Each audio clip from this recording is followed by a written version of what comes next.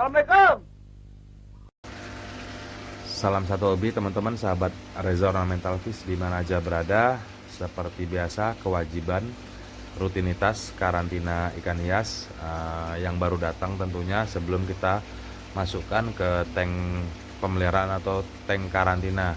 Nah jadi kebetulan besok mau masuk ikan koi, cukup lumayan lama juga nggak buat konten tentang ikan koi, jadi saya sempatkan untuk buat konten membahas proses karantina ikan koi, dimana proses karantina ikan koi ini sebenarnya hampir sama dengan proses karantina ikan-ikan lainnya, hanya karena memang setiap pembelian ikan koi itu rata-rata lebih dari 1 ekor. Mungkin ada yang beli 10 ekor, 20 ekor. Nah, tanpa kita sadari dari jumlah tersebut ada beberapa ikan yang memiliki fisik yang tidak berbeda. Jadi tidak semua fisik ikan tersebut sama. Nah, jadi dari beberapa kasus yang saya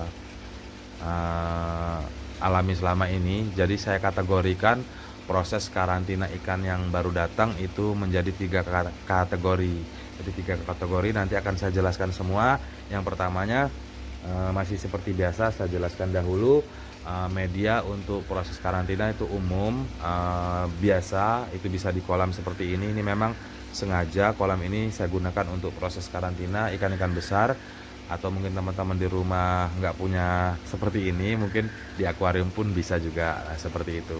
Nah jadi proses karantina yang saya lakukan karena memang ini ikan koi, jadi ikan koi ini sugestinya sangat tinggi, jadi kebiasaan yang kita lakukan untuk ikan koi itu bakal menempel pada kebiasaan ikan koi itu sendiri. Jadi contohnya seperti sirkulasi dan pancuran. Nah seperti ini saya off kan, jadi saya langsungkan seperti itu.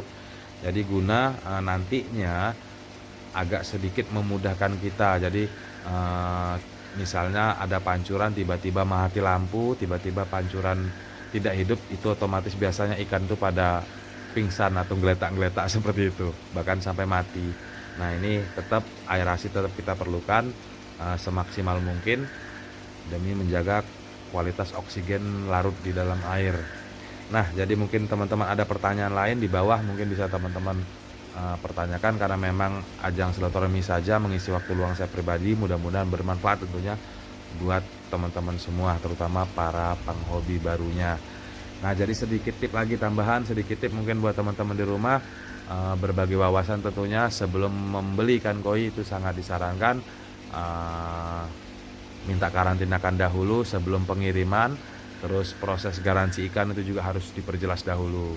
Nah jadi takutnya para penghobi baru membeli dengan agen penjual baru, untuk garansi itu diperjelas. Biasanya kalau untuk garansi pembelian ikan itu biasanya proses kematian ikan di dalam plastik itu diadakan garansi, dan mati di luar plastik itu tidak garansi. Nah jadi lebih baik diperjelas dahulu sebelum membeli ikan. Nah jadi langsung saja mengenai proses karantina. Jadi proses karantina ikan ini hal-hal atau peralatan yang perlu yang kita perlukan itu diantaranya yang vitalnya itu garam ikan, karena proses karantina itu sangat memerlukan garam ikan lah, biasanya seperti itu yang saya lakukan. Terus kalau untuk obat biru ini sekedar untuk mensterilkan air lah, bisa dikatakan seperti itu. Dikatakan wajib juga wajib, dikatakan tidak juga tidak masalah, boleh dipakai boleh juga tidak. Nah untuk dosis garam ikan sendiri mungkin teman-teman di rumah agak bingung. Kalau saya biasanya proses karantina di akuarium itu biasanya akuarium 1 meter itu saya pakai 1 genggam, saya masukkan ke akuarium seperti itu. Nah terus heater, nah di sini heater ini banyak sekali simpang siur atau penyimpangan tentang penggunaan heater dalam karantina ikan koi. Ini menurut versi saya pribadi, mungkin teman-teman di rumah ada yang tidak sependapat, mungkin bisa diluruskan di kolom komentar, guna mungkin sharing lah sesama penghobi, tentunya bermanfaat buat teman-teman kita sesama penghobi. Nah jadi heater ini penting nggak sih kita gunakan dalam proses karantina? Nah jadi akan saya jelaskan dahulu proses karantina ini saya bedakan menjadi 3. Nah, jadi yang pertama itu proses karantina menggunakan media es batu, di mana mungkin dalam satu plastik itu mungkin ada yang agak pingsan. Itu biasanya saya sadarkan dahulu menggunakan air yang sudah saya siapkan. Seperti air ini tadi saya ambil, saya masukkan ke dalam bak, dan saya beli es, saya kasih es batu sampai tangan kita rasa tuh agak sedikit dingin lah, kurang lebih suhu 25 atau 24 derajat suhunya, seperti itu. Jadi agak-agak dingin-dingin gitu, lengkap dengan aerasi. Nah, itu untuk karantina ikan-ikan yang pingsan atau megap-megap ya, seperti itu, menggunakan es batu. Terus setelah proses itu kita bisa gunakan heater, di mana fungsi heater ini memang menyetabilkan suhu air terhadap ikan-ikan yang tadi, yang pingsan-pingsan tadi, itu kita gunakan heater. Nah, terus proses karantina biasa ya, jadi ikan-ikan segar. Nah, ikan-ikan segar yang kita lihat tuh ikan tuh baru datang sehat-sehat, segar-segar, itu tidak perlu menggunakan heater. Nah, itu saya sarankan seperti itu. Dan untuk heater ini sendiri, untuk suhu itu tidak diperlukan suhu seperti ikan-ikan lainnya sampai 32 derajat. Nah, cukup 28 derajat saja di set di heaternya. Karena apa? Kalau terlalu panas, nanti saat perpindahan ke suhu normal itu agak sedikit membuat ikan tambah stres kembali dan akhirnya mati. Mungkin bisa langsung kita pepes karena memang saking panasnya, seperti itu.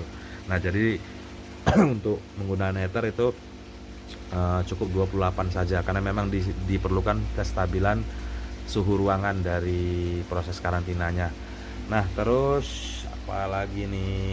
Nah, jadi proses karantina ini memakan waktu kurang lebih 3 sampai 1 minggu sebelum kita masukkan ke kolam pemeliharaan atau kolam pembesaran. Nah, mungkin teman-teman bisa perhatikan ikan, jika sudah siap langsung ke proses pemeliharaan ke kolam selanjutnya. Nah, ini dia proses karantina ikan baru selesai dimasukkan. Kebetulan ikan sehat-sehat. Jadi biasanya sih dalam kurun waktu 2 sampai 3 hari proses karantina. Jika dia ada yang lemas nantinya, itu kita lakukan proses karantina versi 2 kemarin. Versi pertama yang menggunakan es batu, terus berlanjut pakai heater. Nah, ini berhubung ukurannya juga agak lumayan besar, jadi agak kuat untuk ketahanannya.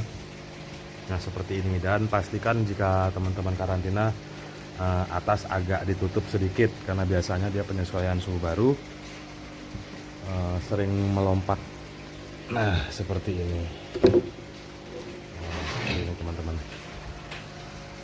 Nah, sengaja kita tutup. Nah, seperti ini. Dan nanti yang kecil-kecilnya. Nah, ini dia penampakan yang kecil-kecil. Proses karantina di akuarium. Di proses karantina ini memakan waktu 2 sampai 3 hari. Nah, seperti ini. Nah, tetap aerasi dimaksimalkan.